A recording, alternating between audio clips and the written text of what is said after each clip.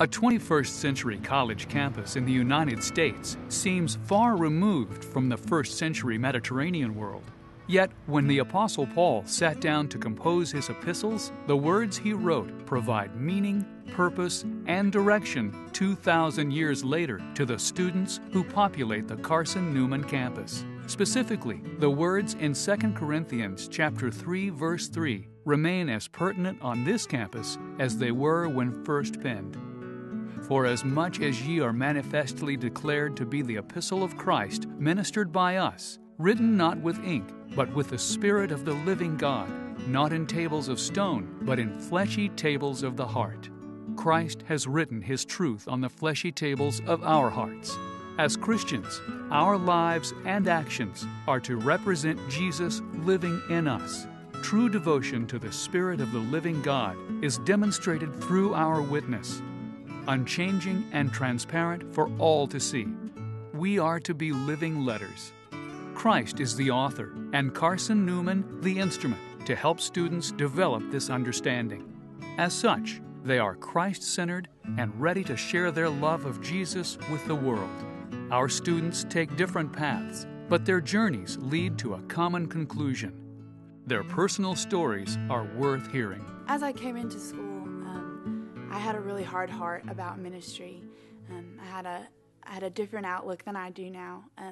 God really brought me through a lot of things, and He, step by step, just opened up opportunities for me to minister, but also to be ministered to. The faculty here at Carson-Newman have really just helped me find the passion that I have for Scripture, the passion that I have for ministry, and that they've enabled me really to be able to do that ministry and telling me not only that I can do it, but that seeking my calling is something that's really important. For many, the journey of faith takes them far from the familiar comforts of home or Carson-Newman. Students soon recognize the reality of a world filled with challenges. I just got back a couple weeks ago from Africa, and I was able to do a medical trip as well, but I spent the majority of my time sitting down and ministering to Muslims, and I was able to open up something new to them and say, I know you've been taught that Jesus was a prophet, but can I just share with you that He's God, and this is why He's God, and these are the stories that we find that prove that He was God, and these are the things that He did to prove that He was God. And then though He was God, He died for us.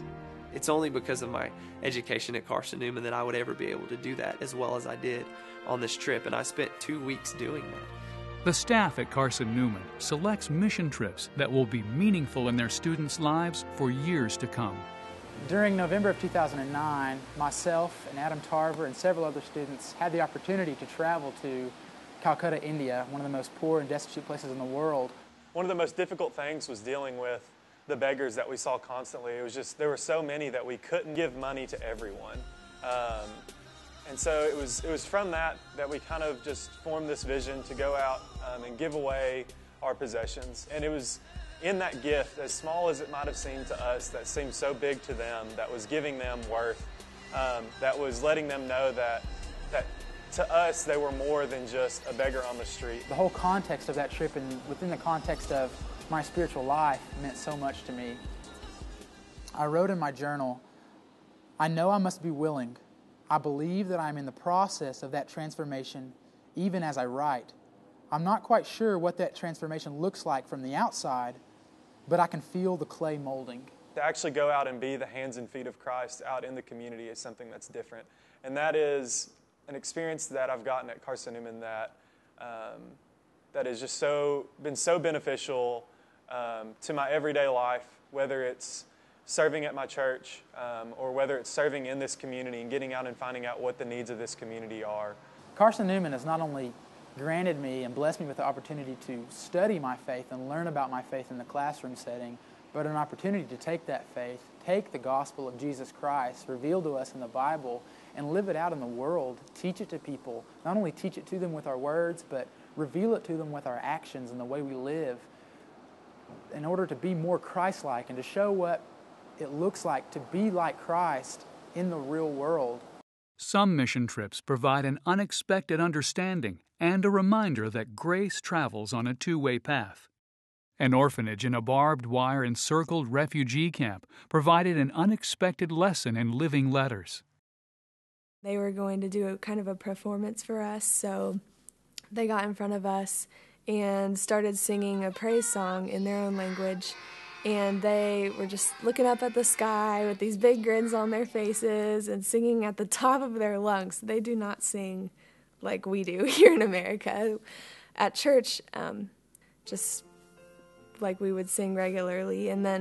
But over there, they're just, I'm singing this to God, so why wouldn't I sing it with all of my might? And so they just turn red in the face singing. And I found that as a challenge to myself. If I'm going to say words that I'm directing to God, why wouldn't I say it with all of my might instead of just saying them? What's the point if it's not going to be with everything, like those kids? A world of mission trips often leads to a singular recognition in Carson-Newman students. Service to God knows no borders. It has more to do with people than landscape. I have had so many wonderful opportunities to go to Barbados and the Gambia in Africa and to Haiti. But I have learned that you don't have to travel across the world. You don't have to travel halfway across the world to realize that you can be a living letter for Christ wherever you are. And I can be a living letter for Christ where I am here at Carson-Newman. We are voted one of the best schools in the nation with volunteerism is because not only do we enjoy what we do and we enjoy our teachers, but we feel a sense of belonging and community here. And because of that, it makes us want to give back. And I think that the teachers have a huge role in that. One of the most important lessons our students learn is that life is not predictable. In some cases, living letters have to be written before the author is really ready. I ended up falling backwards into kind of a pastorate position. Wasn't the title, but that's kind of what happened. I didn't really know how to prepare sermons, 3 sermons a week. I didn't really know how to do any of that stuff. Dr. Hartsock helped me kind of filter through this.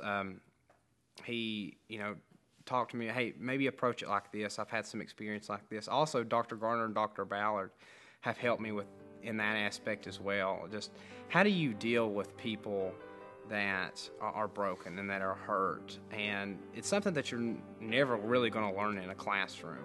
In truth, the years spent at Carson-Newman are intense and pass quickly. The goal is that the time spent on this campus in the rarefied world of personal growth and spiritual renewal prepares students for a world they cannot even imagine, but for which they are prepared. This is my Bible. It's actually not my oldest or my most used yet. I got it more for the use of academics. That kind of brought on just using it in my personal life as well as academics. It was no longer this separate, this is your academic life and this is your spiritual life, but bringing those two together. And I think that's one of the blessings that Carson-Newman has been also, just bringing the academic into the spiritual and uniting them and finding this amazing, strong bond in making ourselves more complete. Even now in my life, God is reminding me over and over again that I don't have to figure out what God is doing right now. I don't have to figure out what's coming in the future. I don't even have to figure out the past, but just resting in the fact that God is God and God is holding all things. Students are truly clay being molded. The mission of Carson-Newman remains steadfast in the process, and our students understand the relationship.